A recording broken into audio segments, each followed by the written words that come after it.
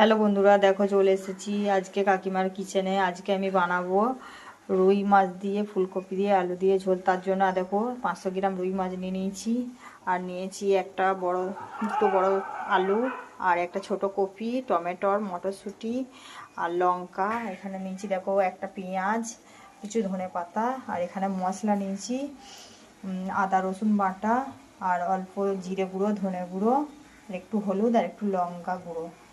এবার দেখো কি করে বানাবো।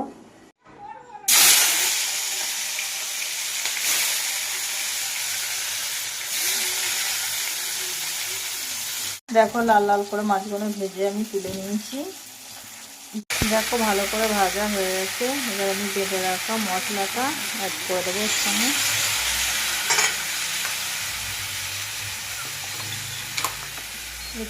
এবার দেখো আমার কপি আলু সিদ্ধ হয়ে গেছে।